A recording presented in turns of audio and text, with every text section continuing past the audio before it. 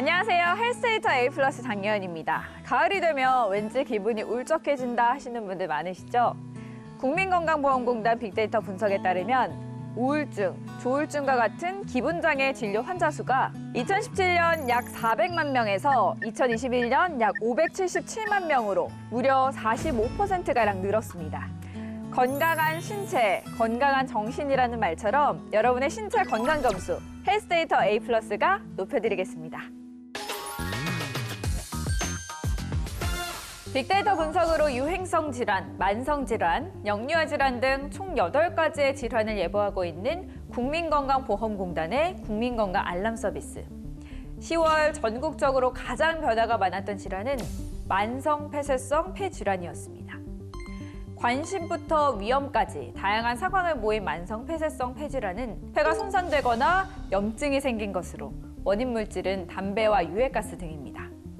이 증상은 초기에는 빠르게 걷거나 비탈길을 오를 때 숨이 차는 정도지만 악화되면 숨 쉴 때 쌕쌕 소리가 나고 기침 발작, 호흡 곤란, 흉부 압박감 등이 나타나며 말기엔 심장 기능도 떨어집니다.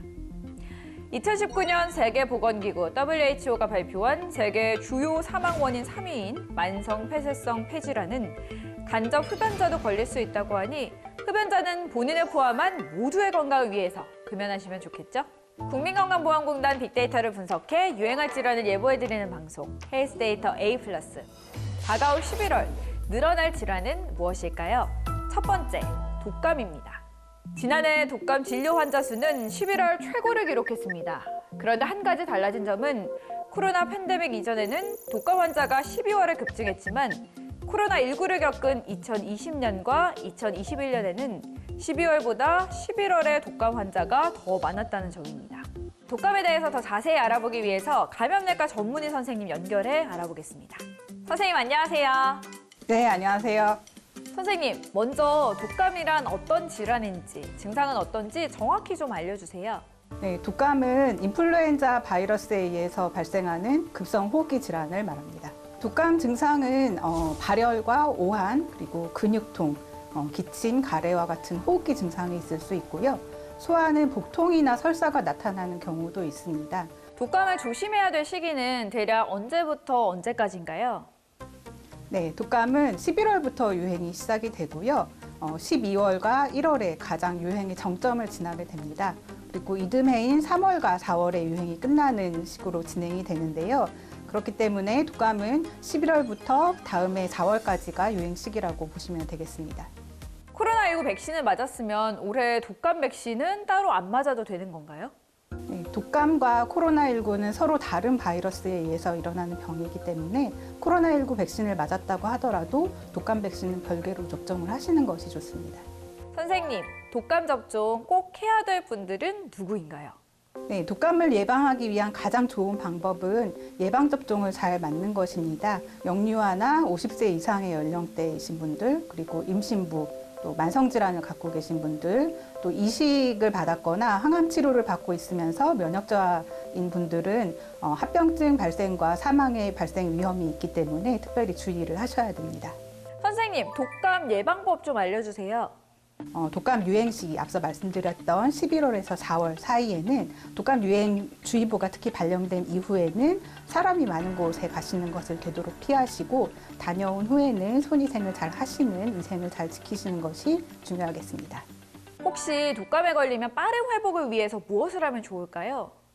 항바이러스 치료를 할 수가 있는데 조기에 투여를 하는 것이 도움이 됩니다. 그렇기 때문에 독감 의심 증상이 생긴다면 빨리 의료기관을 찾아서 의사와 잘 상의해서 치료를 조기에 받으시는 것이 중요하겠습니다. 선생님 감사합니다. 네, 감사합니다. 올겨울 코로나와 독감이 동시에 유행하는 트윈데믹이 올 가능성이 높다고 합니다. 그러니 독감 백신 무료 접종 대상자인 생후 6개월에서 만 13세, 65세 이상 어르신, 임신부는 서둘러 접종하세요.